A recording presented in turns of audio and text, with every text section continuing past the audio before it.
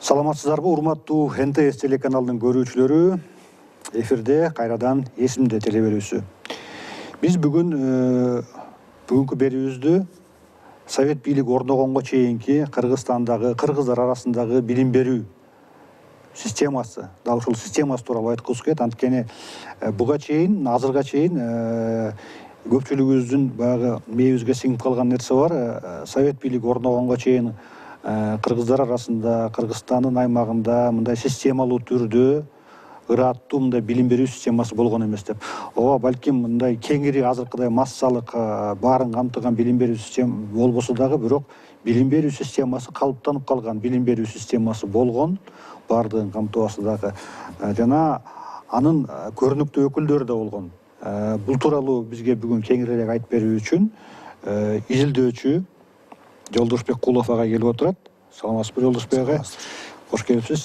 Сиз өзүңүз эми кесипкөй тарыхчы болбосоңуз дагы, баягы финанс, экономика тармагында иштеп жүрсөңүз дагы, бирок мына бир китеп, бери дегенде бир китеп болчу маалыматтарды казып чыккан экенсиз. Ошо Кыргызстандагы Совет бийлиги орногонго чейинки баштапкы орто билим берүү системасы болгонун айгинелеген документтерди таап чыгыпсыз. Ал билим берүү системасынын көрүнүктүү өкүлдөрү тууралуу дагы мына конкреттүү түрдө Байтөлө Биримкулулу деген агартуучу жөнүндө айтып берем, мына китеп жазган экенсиз.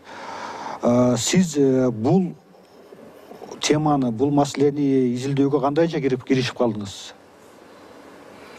Байтөлө уулу Биримкулу жөнүндө ал өзү киши 1887 жылы азыркы Аламин району башкарасы айылында төрөлгөн. Ошол айылда улуу муундагы аксакалдар ал киши жөнүндө көп жакшы нерселерди айтчу да. Анан ошону бир документтер сакталып калган экен Игерикан. Ошо жекен архив документтерден изилдеп карап отурсак, мурда биз билбеген маалыматтар чыкты да.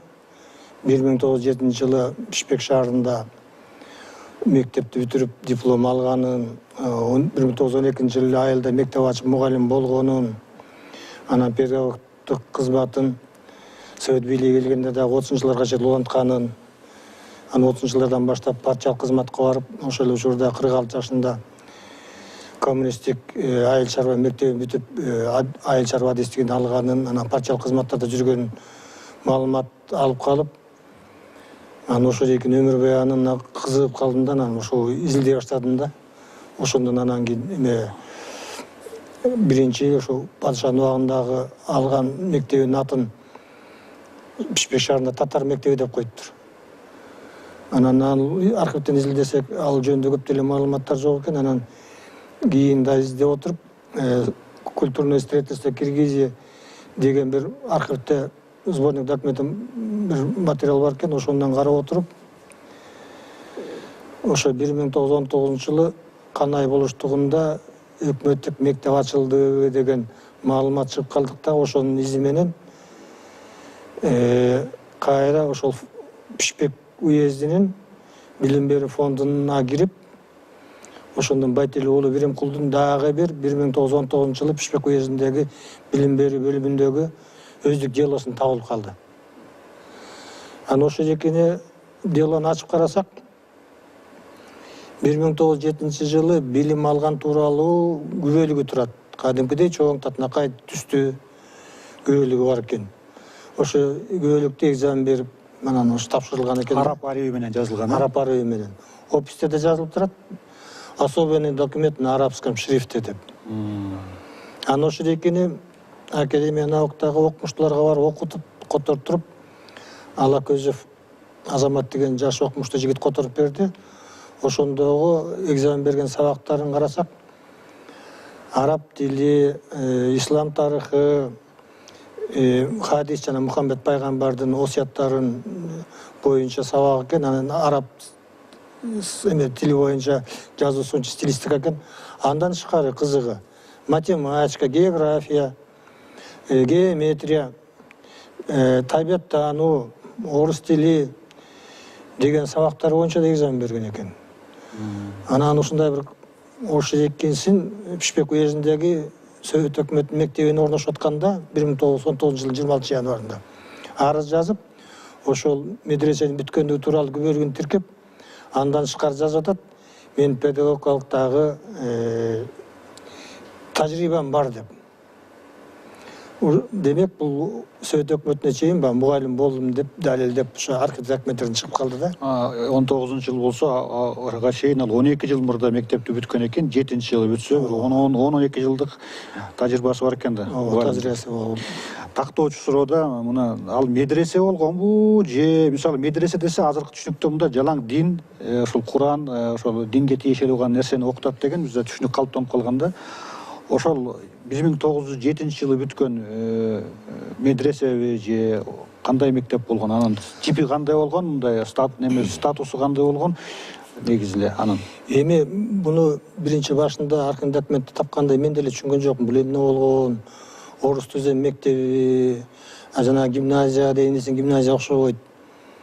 Анан жана культурный строительство Киргизии деген архивдик документтер жыйнагында карасам, бир эле сүйлөм жазылып турат. Орус түземи гимназия мектептер менен катары революцияга чейин Кыргызстанда жаңы тартиптеги мектептер ачылган деп эле башка сөз маалымат жок. Жаңы тартиптеги мектептер. Жаңы тартиптеги мектептер ачылган деп эле башка маалымат жок. Орус түзем мектебин ачсам, бул медресеге окшошпойт. Анан ошо архивде жүргөндө жаш окумуштуу бар экен, Мирлан деген. Ошондо япондор менен иштеп аткан жаш окумуштуу жигит экен. Ошо көрсөтсөм айтты, байке архивден бул боюнча таппайсыңар. Бул жадиттик жаңы тартиптеги мектеп. Муну пан-исламистик, пан-түркистик деп орус бийлиги дагы, Совет өкмөтү дагы муну көп жактырчу эмес, көп бул боюнча маалымат берилген эмес. Сиз азыр муну улуттук китепканага барсаңыз, Айтмамбетовдун революционный школы, Кубатбай Эсенкулунун жадиттик кыймыл деген китебин окусаңыз, ошондон гана маалымат аласыз деп калды да. Анан ошол китептерди менен таанышкандан кийин анан түшүндүм, бул жаңы тартиптеги жадиттик мектеп экен. Жаңы тартиптеги жадиттик мектептин негиздөөчүсү өзүм ошо илимий китептерден таанышкандан кийин түшүндүм.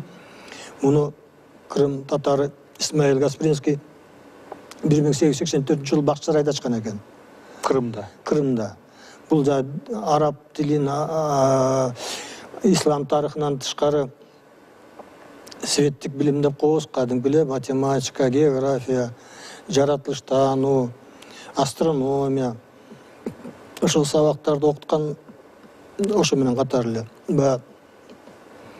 Мусулман калкына кадимки эле светтик билим берүүгө аракет кылып, өзлөрүнчө программа түзүп, китеп чыгарышып баштаган экен да. Ал кийин муну Крым боюндагы татар башка улутундагылар колдоп, аякта дагы мектептер ачылып баштаган экен. Биздин Кыргызстанга 1901-2 жылдары ошо татар улутундагы башка улутундагылар келип, эл агартуучулары ошо Кыргызстандагы өзүбүздүн кандаш, тилдеш, бир тилдүү, бир диндүү элдерге дагы билим берели деп ошолордун демилгеси менен келип ачкан экен. Биздин жергиликтүү байманаптар да колдоп, жардам берип, биринчи мектеп Бишкекте ачылган экен. 1901 Иштигадия деген медресе. Экинчи мектеп Токмокто, Экбалия деп. Анан үчүнчү мектеп Караколдо Гаспринский атындагы мектеп деген экен. Анан кийин Кыргызстандын аймагында бул окшой мектептер көп жерде ачылыптыр. Мисалы үчүн чоң кеминде Шабдандын колдоосу менен Шабдания деген мектеп, Кочкордо Канатов деген демилгеси менен чоң мектеп ачылып, өзүнүн жатаканасы менен ачылган чоң интернат типиндеги мектеп экен да.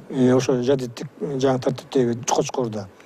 Аяктан дагы теги ат башынарын ар жактагы актарлардан бир келип окуп, жатаканасы менен окуган мектеп экен да, көп кишилерге билим берген. Мындай мектептер тоңдо ачылган экен. Айда Кубатова менен дагы кийин тааныштым ошо китебин окугандан кийин. Анан өзү да китебин мага белек кылып берди. Кийин мен китебин жазылышына да көп көмөк көрсөтүп, кийин мен чыгаргам Батил уулу Биримкул жананын доор китебин редактору да болуп берди. Айда Кубатова өзү Илимдер академияда тарых институтунда бөлүм башчы болуп иштейт. Көп жардам тийди, көп консультация алдым. Ал ошо жана илимий китебинде да айтылып атат, Кыргызстандын аймагында көп жерлерде мектеп ачылган жаңы тартиптеги. 30 шақты мектепти мисал кылып келтирет дагы, аягында айтып атат. кийинки жылдөлөрдө дагы бул мектептердин саны дагы көбөйөт болуш керек деп. Анын айткандай эле ушу мисал Байтел уулу Биримкул дагы ушу башкаруу айылында революцияга чейин мектеп ачканы боюнча тастыкталган архив документтер чыкты. Мына ошол китептин баш сөзүндө Байтел уулу Биримкулдун өзүнүн өздүк баягы өмүр баяны биографиясын жазып атып айтылып калыптыр ал жерде. Бишкектеги жаңылбасам 6-чы мектеп деп да. 6-чы мектеп деп Кыргызстан борборундагы эң эски мектептердин бири экенин билебиз, бирок революцияга чейин ошол 6-чы мектеп кийин 6-чы мектеп аталып калганбы, ошол мектептин базасында пайда болгонбу дейм да. Анткени мурдагы эң биринчи имараттардын бири азыркы эски аянтта жайгашкан бир эски имарат бар, 20-чы жылдары салынган. Анан кийин мына Дзержинский, Эркиндик, Москва көчөлөрүнүн кесишинде жайгашат да. Ошол 6-чы мектеп кийин революциядан кийин ушул жадиттик жаңы тартип мектебинин негизинде пайда болгонбу деген ой келет да. Бул боюнча мен дагы кызыктым да. Бул кандай 6-чы мектеп деп мисалы үчүн 39 жылдагы партиялык кызматта жүргөн делосунда 6-чы мектепти жазып атат. 19 жылдагы делосунда медресе Иштига деп жазып атат. Анан экөөнүн ортосунда кандай байланыш бар деп изилдеп көрдүм да. Анан кийин бул кандай болгон ошо 6-чы мектеп. Баары Совет өкмөтү орногондон кийин Совет бийлиги да элдин баарын билим берели, билими жок эл болсо жаңы коом түзө албайбыз деген саясат менен эски мугалимдерди, эски мектептерди кааласаңар жаңы тартип, жаңы Совет бийлигинин программасы менен окуганга даярсыңарбы? Анан мурдагы мектептин аттарын да өзгөрткүлө жаңы саясатка жараша деп Иштигадия деген медресенин атын 6-чы мектепти өзгөрткөн экен да. Ошо өзгөрткөн экен. Бирок мугалимдер коллективи, жааматы анан баягы окуу базасы калган экен. Анан 6-чы мектеп болуп өзгөрткөн экен да. Ошо экенин байкадым. Анан 26-чы жылкы маалыматта номер 6-чы татар мектеби деп жүрөт. Анан 29-чы жылдагы маалыматта 7 жылдык аз улуттуу мектеби болуп калат да. Андан кийин жок, ал мектеп каякта экенин мен архив документтерин таап алган жокмун, балким кийинки жылдөлөрдө такталар. Азыркы 6-чы мектеп менен байланышы барбы жокпу айта албайм. Бирок баары бир 26-чы жылдагы адрес көрсөтүлүп атат. Варламовский бурчу менен Гражданский көчөсү деп. Гражданский көчөсү кийин азыркы Чуй проспект экен. Ошонун боюнда турган мектеп окшойт да.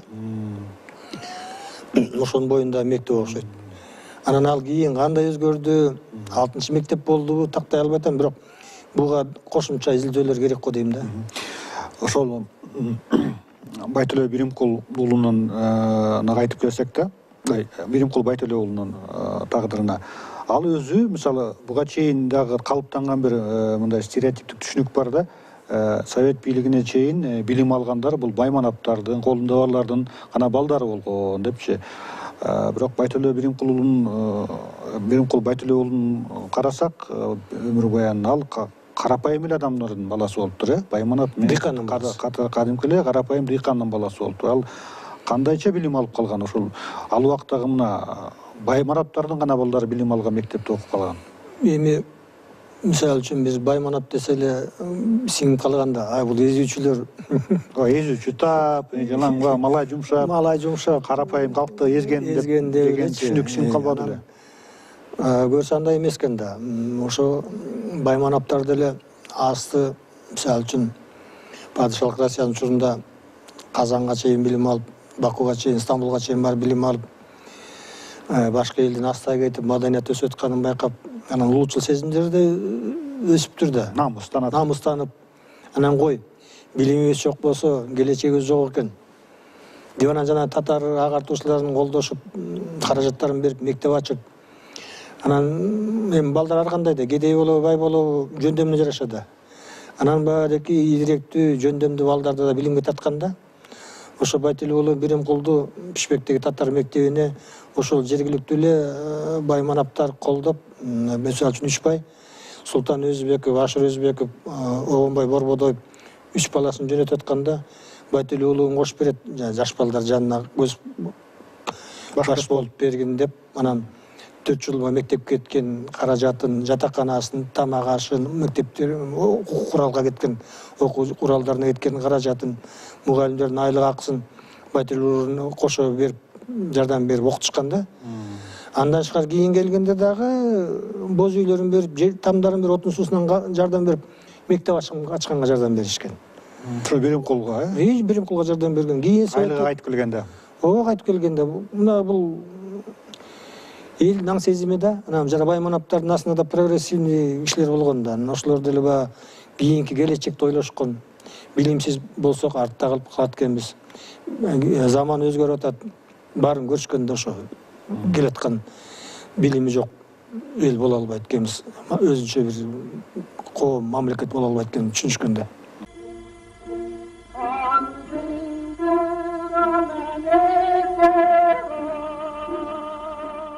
Беримкул Байтөлө уулу бул бир эле мисал экен да. Мына буга чейин сиз жазган китептерде, кага ошол булактарда жүрөт. Бир ушул эле мына өзү бул Беримкул Канай болуштугунан, азыркы Ала Эмин районунун, Бишкектин жанында Ала Эмин районунун аймагы болжол менен Канай болуштугу. Азыр Байтик айыл өкмөтү. Азыркы Байтик айыл өкмөтү борбору. Ошол жактан эле мына бир 30га жакын мугалимдин тизмеси бар, ошол бир болуштукта иштеген. Эгерде жалпы мына Кыргызстандын болобу же ошо чөйрөнүн масштабында болсок абдан эле көп болгон экен да, ал убакка каратачы, мисалы калктын санын эске алганда. Бул мындай бирден жалгыз гана учур эмес, жалгыз гана бир мисал эмес, бул тенденция болгон, системалуу көрүнүш болгон. То есть айтсак болобу, мындай бул Беримкул аксакалдан тышкары дагы башка кыргыздар арасынан чыккан агартуучулар, совет бийлигине чейин ошол орто баштапкы билим берүү системасында иштеген кыргыздар болгон дегенге негиз барбы? Мисалы, ошол эле сиз тапкан тизме боюнча. Ооба, негиз бар. Антке себеби мисалы үчүн бир эле баштаганда 19-жылды карайлычы, Совет өкмөтү жаңы эле орногон кездеги. Бишкек уездинин элге билим бөлүмүнүн мисалы үчүн могу жерден Бишкек бөлүмүнүн Бишкек уездинин аны кийин карайсыз. Бул тизме. Мында кийин карайсыз. Мындай болуп атат да, бул жерде түрк тилдүү мектептердин мугалимдердин баары чогулуп, өзүнчө бир комиссия түзүп атат. 6 айлык мугалимдердин курсун түзөлү деп. Ошол комиссияга мүчө болуп атышат. Комиссиянын төрагасы Мирсайыт Рахимов. Бул илгерки эле жадиттик мектеп болгон Уфанын Османия медресесин бүткөн. Анын мүчөлөрү Вали Ахмет Мингазов Казандагы Мухаммадия медресесин, Губайдулла Ахмеддулин Уфадагы Галия медресесин бүткөн. Ал эми анын катчысы Давлетша Шамгунов Уфа шаарынын Галия медресесин бүткөн да. Анан карап отурсаң, Совет өкмөтүндөгү эле жанагы эле мугалимдер даярдоо курсунда баягы эле жадиттик кыймылдын негиздөөчүлөрү революцияга чейин Кыргызстанда Токмокто, Бишкекте уюштурган мектептин эле, медресе мектептин эле мугалимдери болуп атат. Кайра эле. Бул комиссия 1919-жылы февралында түзүлгөн комиссия. 6 айлык курс өткөзөбүз деп. Ошондо 6 айлык курста өткөзүп, педагогика, эне тили, математика, тарых, жаратылыштануу, география, сүрөт тартуу, орус тилдери сабактары боюнча өткөндүгү тууралуу күбөлүк тапшырылып атты. Ошондо Кыргыз Совет энциклопедиясында да берилген бул маалымат. Бишкекте 95 мугалим бүтүп атат. Токмокто 60 бүтүп атат. Көпчүлүгү кыргыз улутундагылар. Эми арасында өзбеги бар, казагы, уйгуру бар. Бирок көпчүлүгү кыргыздар. Эми ойлоп көрсөңүздөр, 19-жылы ушундай сабакты кантип өтүп атат. Булардын буга чейин демек билими болгон. Демек билими бар. Анан кийин педагогтук стажы да бар деп айтсак болот. Андан тышкары ошол эле мугалимдерге кошумча сабак өтүп атат.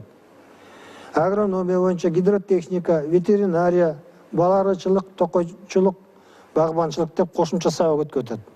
Билем бар эки мугалимдер айылга барганда сабактан тышкары элге дагы көп нерселерди айтып тааныштырып, практикалык нерселер, практикалык нерселер. Ошол жердеги жергиликтүү элге дагы. Анан эми ушул экини караганда тоонун башына кой кайтарып жүрүп эле анан 6 айлык курста могуларды окуп жете албайт. Мугалим болуп чыга албайт. Чыга албайт да. Анан булар уже даяр болгон кадрлар. Ушул бир далил да. Бир далил деп айтсак болот. Эми бирден дагы бир кызыгы, Бул Давлет Шамгунов, ушу комиссиянын катчысы. Бул Токмок шаарындагы Экбалияда мугалим болуп жүргөн революцияга чейин эле. Экбалия мектебинде. Экбалия мектебинде. Анан ошол жерде дагы бир кызыктуу маалымат бар. Бул өзүнүн бажасы кайтыш болуп калганда өзүнүн 9 баласына кошуп, ошо бажасынын 4 баласын багып алат. Ошо 4 баласына билим берет. Ошо эки балдарынын арасынан экөө, багып алган балдардын арасынан экөө чоң илимпоз болуп чыгат. Калим Рахматуллин 1903 жылы төрөлгөн. Бул адабиятчы, сынчы, манас таануучу, кыргыздын алгачкы илимпоздорунун бири. Экинчи дагы бирөөсү болсо Халил Рахматуллин 1909 жылы төрөлгөн. Бул дүйнөлүк деңгээлдеги илимпоз. Советтик илимпоз механик деп айтылат да. Бул космостук ракеталарды изилдеген Королевдун илимий изилдөө институтунда эң башкы илимпоздордун бири болгон да. Алдыңкылардын бири болгон. Эң биринчи билимин Токмок шаарында медресе мектептен, жадеттик мектептен билим алган киши. Агасы да өзү дагы. Кийин Ташкенттен билим алып, анан пединститут бүтүп, анан Ташкенттеги Орто Азиядагы университетин окуп атканда Ломоносов Москвада Ломоносов университетине которулат. Анткени бул математика, физикадан кыйын болгон да. Ошол жактан бүтүрүп, илимпоз болуп кеткен дагы. Анан бир абдан мунун дагы айта кетсек болот. Бул 1941 жылы Москва шаарын коргоодо чоң иш жасаганды. Жана Москванын үстүндө аэростаттар болот атпайбы? Жана бомбалардан коргоо. Самолетторго каршы. Ошонун расчётун тоскоол жараткан аэростаттар. Ошол жактын расчётун жасап, ошо аэростаттарды койгон. Ошонун уюштуруучусу, ошонун расчётун жасаган Халил Рахматуллин биздин жердешибиз Токмок шаарында. Бул эми карабайсызбы? Биздин жердешибиз жанагы эле жадиттик мектептин бүтүрүүчүлөрү. Дүйнөлүк деңгээлде окуштуга чейин чыгып атпайбы? Карасаңыз ушул экенин кандай эмеси. Жадиттик мектептин. Андан тышкары кийин дагы карадым. 27-28 жылдарда окуу жылдагы мугалимдердин тизмеси бар экен Пишпек уезди боюнча. Ошондо 100га жакын мугалимдердин тизмеси бар да. Анан эми мисалы үчүн Аламидин болуштугу деп коет, Аламидин району боюнча. Ошондо ошонун ишинен мисалы үчүн 23 болсо, ошонун бир 19 эле байкашымча революцияга чейин эле стажы болсо керек да. Анткени баштаганда эле 17, 18, 19 жылдан баштап стаж деп коет, а бирок мындай текшере келгенде мисалы үчүн Байтуллин айтып атат 18 жылдан баштап стаж деп атат. А негизи бул 12 жылдан баштап, 12 жылдан баштап стажы бар да. Ошол эле могу жерден Айылчы Муратбек дейт. 18 жылдан берки стажы дейт. А бирок өзүнүн бөлөк анкетасына караганда бул 16 жылдан баштап мугалим болгон. Демек, ушул мугалимдердин баары эле илгери эле билим алып, стажы революцияга чейин да. Анан кызык жери Байтуллин Биримкул канай болуштугунда биринчи мектеп ачып атат январь айында. Экинчи мектеп азыркы Байтык айылында Орозалы уулу Насыр, анан Муратбек Айылчы уулу экөө ачып атат ноябрь айында. А үчүнчү мектеп ушу канай болуштугунда. Могу кадимки Пишпек шаарындагы азыркы чоң арык айылында канай 3-чү мектеби деп Султаналы Кожобергенов деген мугалим ачып атат. Бул деле байкашымча революцияга чейин билим алган киши экен. 1892 жылы төрөлүп, 1992 жылы Улата менен согуш кетип кайтпай калган киши да. Азыр эми чоң арыктагы негизи көчөсү Султаналы Кожобергеновдун атындагы көчө. Эми бу жерден карап текшере берсе, мындай дайрел революцияга чейин билим алып, мугалим болуп жүргөн кишилер. Андан тышкары Байтуллин уулу Биримкул изилдеп атканда, ошол Пишпек уездиндеги жана фондду ачканда 15 кишинин өздүк делосу турат. Ошон үчүн болгон эле 2 кишинин гана делосун ачканга жетиштим. Байтуллин Биримкул менен Айылчы Муратбектин. Андан тышкары башкалардын да делосу турат. Ошонун арасында мисалы үчүн Айда Кубатованын эмгегинде айтылган Айдаркан Жолин Сокулук районунда мектеп ачкан деп айтылып жүрөт, Айдаркан Дамбылда деп. Ошол жерде тиги Хайдар Али Жалин деп жазылып калыптыр. Ошонун өздүк делосу турат, эми ал козголбой. Эми окумуштуулар үчүн изилдене турган архивдик документтер азыр көп.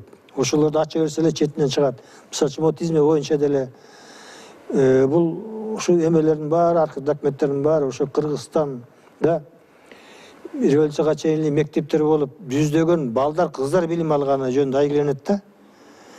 Ошолор эле кийин педагогтук болушкан, андан тышкары партиялык советтик кызматтарда иштеген, чарбалык кызмат. чарбалык кызматтарда иштеген.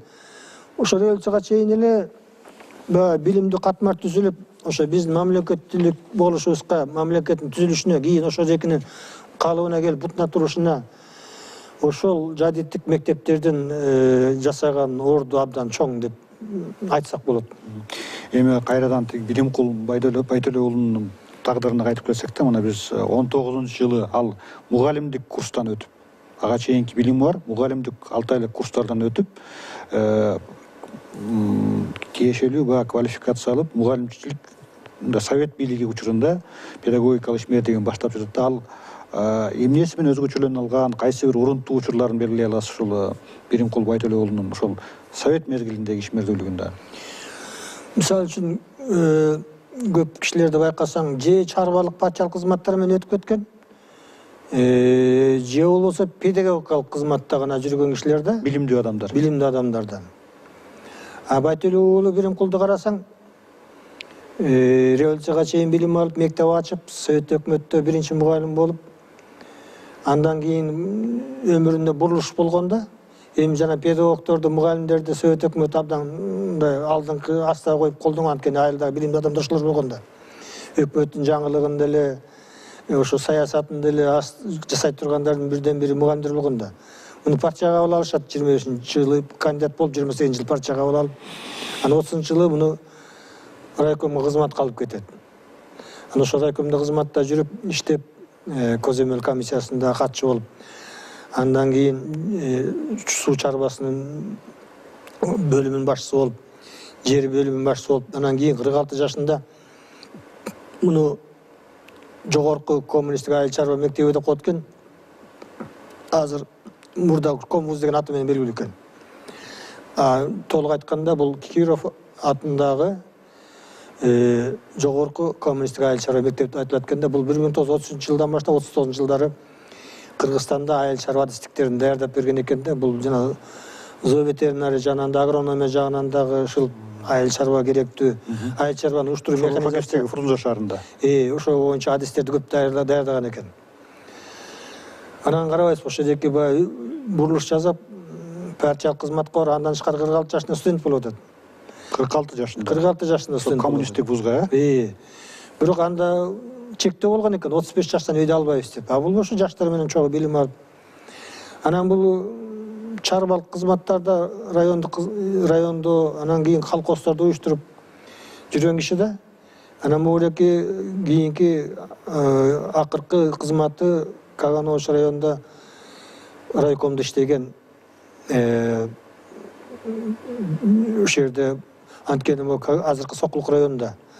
Ошо илгери эле көп улуттуу эл болгон. Бул орусча да жаза билген, сүйлөй да билген. Бул саясий жагынан дагы адис катары дагы баалуу адис болгон. Ошол жерде иштеген да, ошондой жерлери бар. Андан тышкары бул репрессиянын учурунда кандай эле эмне болду экен деген ой кетти да. Бул кандай болду экен айткандай эле, бул 38-жылы ошо райком мүчөлөрүнө муну Кыргызстандын компартиясынын 2-съездине шайларда өзүнүн эле чогуу иштеп жүргөн Гениевский деген начальниги, бул мурда революцияга чейин мугалим эмес, молдоке да болгон. Он был не только учителем, но и попом деп. И он был связан с националистом, улутчулдар менен байланыштуу болгон депчи. Ошол жөнүндө жаап жашырып келген деп. Ошол менен муну партиянын съездине өткөзбөй коет да. Анан өтпөй калат, бирок улутчулдар менен байланышта болгон деген бул абдан чоң катуу нерсе болгон да. Атууга чейин кеткен. Оор айып күнөө. Оор айып да. Ал учурда.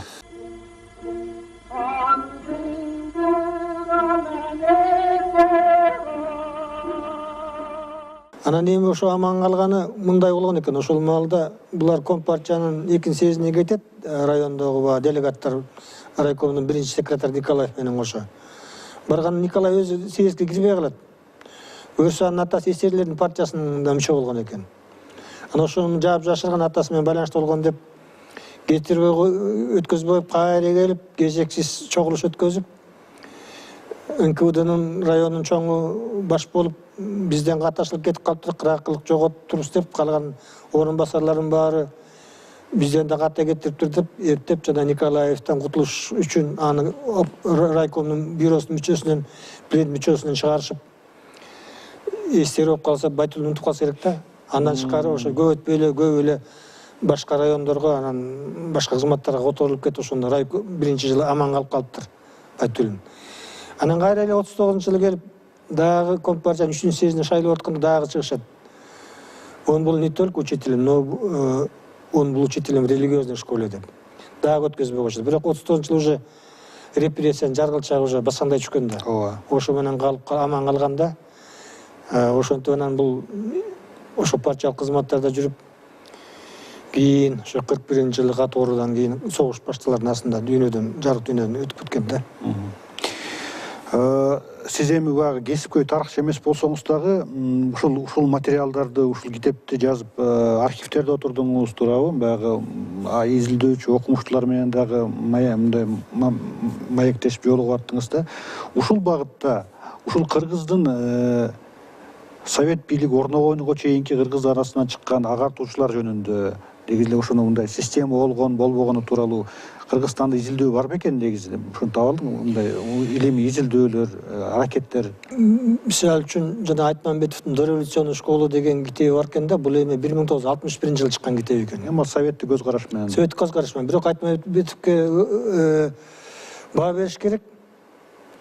Это были пан-исламский, пан-түркиский деген деп коюп эле. Бирок көп маалыматтарды берип кеткен. Абдан. Бул баа кийин керек болорун билсе керек да. Абдан кеңири маалымат берип кеткен. Жакшынакай да.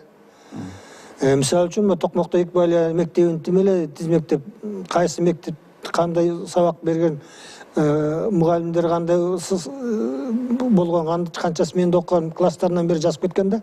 Кайсы класста кайсы сабактар өткөндөн бери. Аягында айтып атат, мектеп бүткөндөн кийин диплом тапшырылган деп. Мына ошондой эле. А ошо экин тастыктап, мына Байтул уулу Биремкулдун күбөлүгү чыкпадыбы? Же диплом дейсиз, күбөлүк дейсизби? Өзүнүн түп нускасы чыкпадыбы? Архивде, бизде. Анан ошо эки жана айтып атабыз го. Эми ушунун азыр Улуттук илимдер академиясы абдан кызыгуу болуп атат. Ошо эки бул эме да ба.